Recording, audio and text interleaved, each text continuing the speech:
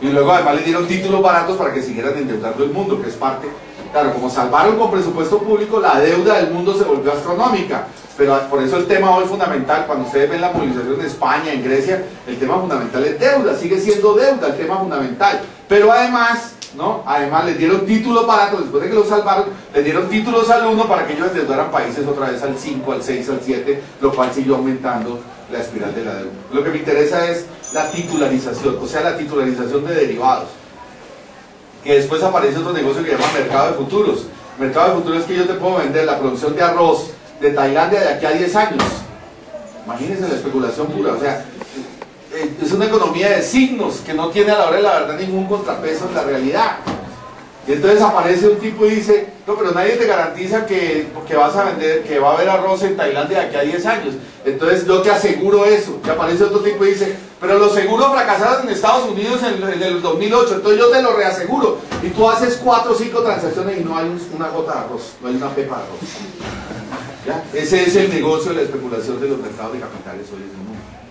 Y la agricultura se volvió muy importante porque en el año 2000 Estados Unidos soltó los controles que habían sobre titularización agrícola. O sea, el ente que controlaba la titularización agrícola lo soltaron porque a ellos les interesa generar especulación y negocios por todo el mundo.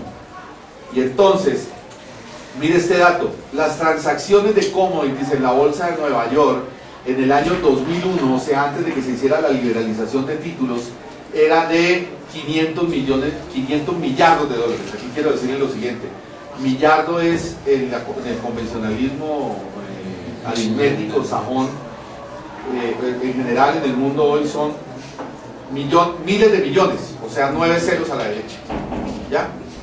En cambio, billones son, para nosotros los latinos, billones, millón de millón, o sea, 12 ceros a la derecha. Por eso tuvieron que crear el convencionalismo de millardo, porque las transacciones, ya les dije, en el mundo hoy son tan grandes que hay que jugar es con estos convenciones, entonces terminaron creando los millardos.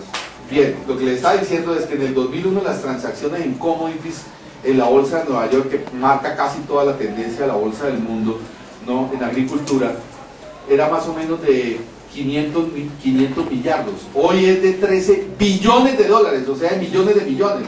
Es decir, se multiplicó por 100 y más, ¿ya? O sea, hay un proceso de especulación brutal.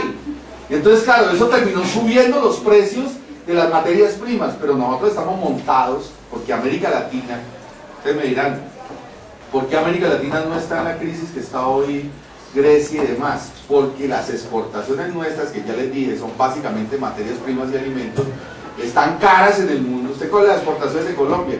Las exportaciones de Colombia en el último periodo se han subido de 40 a 55 mil millones de dólares y pueden subirse este año a 60 mil. Pero han subido es por precios, no por volumen.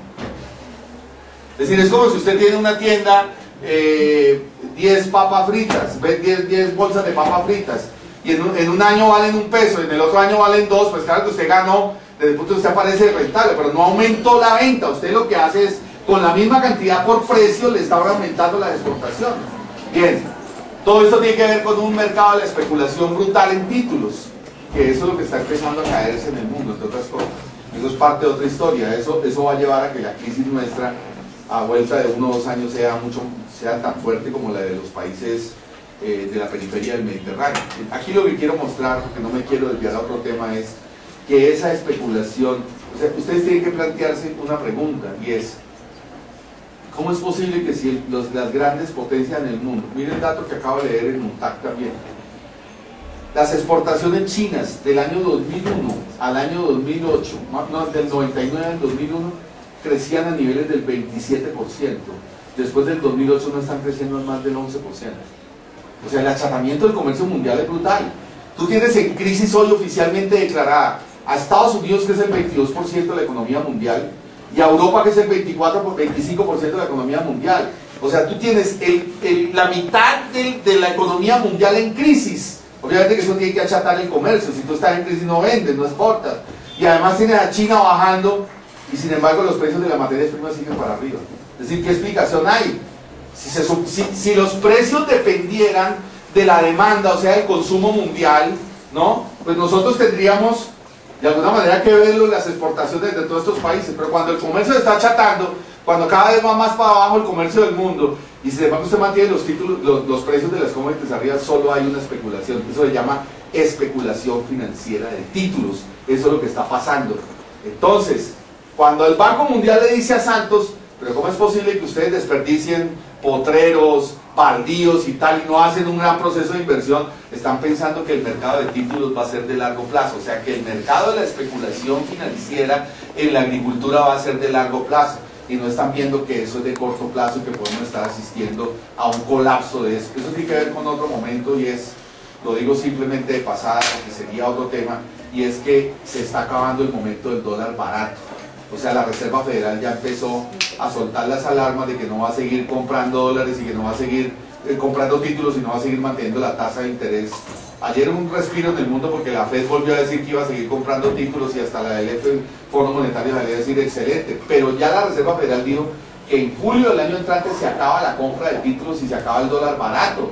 Entonces los inversionistas que están especulando aquí con commodities, con inversiones y demás, ¿no? Cuando vean que el dólar vuelve a subir allá, se van a ir para allá, o sea, se va a producir un proceso de fuga de capitales y va a bajar el precio de estos títulos. Bien, lo que me interesa ahora es esto. Esos títulos son decisivos desde el punto de vista, o sea, asocio agroindustria, cadena productiva, lo que he intentado presentar a propósito de cómo la economía campesina la pueden capturar ahí, con el negocio de los títulos y las commodities, que es decisivo para entender hoy por qué en América Latina esto es clave. Y quiero decir lo siguiente, que es lo último que digo, porque aquí ya me pasaron el papelito de tiempo, y es... No es para poder el debate, que es el siguiente. Esa titularización lleva, y es los dos renglones que voy a decir de salidas y de resistencia, porque creo que esto hay que dejarlo abierto, y es, esta titularización lleva a control de territorios. Usted puede tener la cadena, usted puede decir que la agricultura solo es el 20% del negocio, pero usted necesita cuando usted necesita la cadena, usted no necesita solo la tierra, usted necesita el territorio para comercializar ahí. Usted controla no solo la tierra, controla el agua, es decir, la cadena se vuelve el intento de control corporativo de la transnacional sobre el territorio. Por eso hoy estamos asistiendo a la corporativización. Recuerda donde empecé, la corporativización del mundo. Acá estamos en el momento en donde las transnacionales controlan de manera corporativa, como ya no es solo la tierra, como también es el agua, como también es el páramo, como también es la cadena, como también es la manufactura, como también es tener ahí el silo, como también es tener el alcalde para que les garantice los subsidios con los cuales pueden expandir el negocio, que le formen en el SENA a la gente. O sea, terminan controlando todo el territorio por necesidad de la cadena. Y ahí es donde quería llegar. La titularización ejemplifica eso. Yo simplemente, por ejemplo, a manera de ejemplo, porque esto es largo, y es a manera de ejemplo voy a decir lo siguiente. El ejemplo de Santurbán, del páramo de Santurbán. La Greystar, que se puso el nombre de Ecofondo, Ecooro, sí. Imagínense ustedes, la Greystar.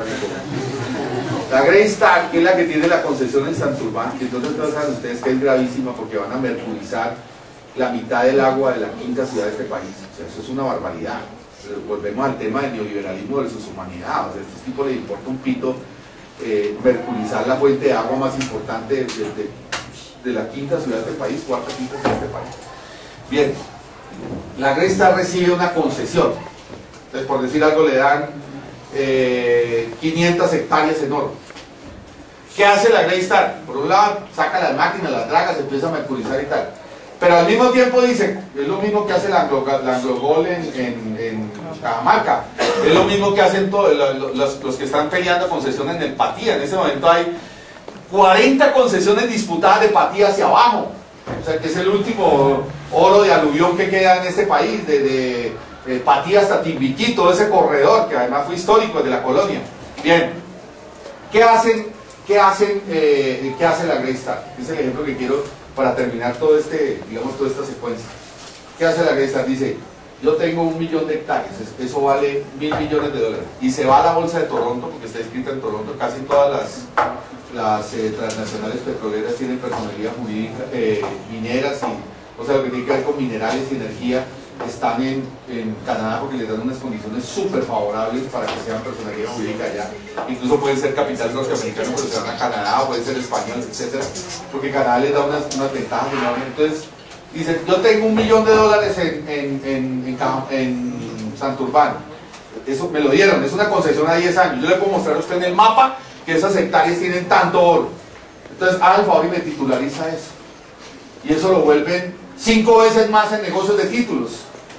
¿Ya? O sea, la clave es convertir un negocio, ¿ya?, que es inversión aquí, lo hace también la Clochai, se van a las bolsas y dicen, contra eso deme títulos, y contra eso captan 3, 4, 5 millones de dólares más, o 5 mil millones de dólares más. Es decir, la titularización se vuelve una necesidad que expande la inversión sobre el territorio. Acaba de ocurrir en el Quimbo.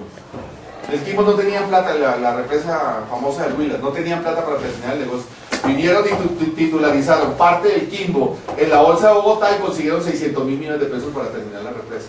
O sea que es parte del juego de inversión transnacional. Es decir, hoy ustedes no pueden ver el negocio transnacional, la globalización, las cadenas, la agroindustria, la agricultura, todo lo que les hablé, la división del trabajo, la canasta exportadora, todo lo que intenté de alguna manera presentarles, no casi que a nivel de telegrama, no lo pueden ver por fuera de la titularización. La titularización resume todo. Ahí es donde se expresa la centralización y la síntesis de la ganancia. Bien, ¿qué significó para la Grace cuando hizo la inversión en Santurbán? Entonces dijeron, ¿cuánto vale eso? Y sacaron las acciones allá y los títulos, y eso dio una ganancia, diga usted, cada acción o cada título se puso como a $300, una vaina así. Después vino la famosa marcha, recuerden ustedes, en Bucaramanga, salió todo el mundo indignado. La Corporación Autónoma Regional de Santander le tocó bajarle como del 70% la concesión inicial. Al otro día en la bolsa de Toronto, las acciones de la Grace se habían caído en una tercera parte. O sea, fíjense cómo el control del territorio inmediatamente repercute sobre las bolsas. Eso es lo que quiero mostrar. Al otro día, o sea, salió la resolución de la corporación, inmediatamente la bolsa de Toronto le pidió explicación a la Grace. La Grace no dio explicación en 3 días, se le bajó la acción a la tercera parte. Vino después otra vez el lobby y tal. En enero volvieron a darles nuevamente, en enero de este año volvieron a darle nuevamente el territorio completo, casi, les quitaron solo como el 2% del inicial, les dio casi el territorio, otra vez se dispararon las acciones al nivel del precio que tenían antes de la crisis que le había infligido la corporación. Es decir, que el territorio se vuelve decisivo en la cadena de negocio, la cadena no solo en la cadena de agroindustria, sino en la cadena de titularización. Por eso el capital necesita controlar territorio, por la cadena pero también por el mercado de capitales. Porque si no puede acreditar inversión sobre el mercado de capitales, no puede hacer negocio. Es decir, que las bolsas de valores giran también sobre el territorio como un mecanismo de aproximación y expansión de negocio. Termino diciendo esto. Si hay una necesidad del capital, por la vía de la nueva fase, la nueva integración de negocios transnacionales en el universo corporativo, si hay todo esto que de alguna manera he intentado presentar, y si eso termina en control de negocios, yo les digo, por ejemplo, yo que conozco bastante el caso del Quimbo, este cuento que llama de responsabilidad social de la empresa, es lo que los alcaldes están esperando para que le den 2 pesitos para pagar educadores. O sea, en poblaciones donde son tan pobres, el peso de lo corporativo transnacional se vuelve un asunto de gobernabilidad también, es parte del control del territorio. Bien, decía, si eso es así, entonces estamos ante un dilema. El asunto ya no es la tierra, el asunto es el territorio.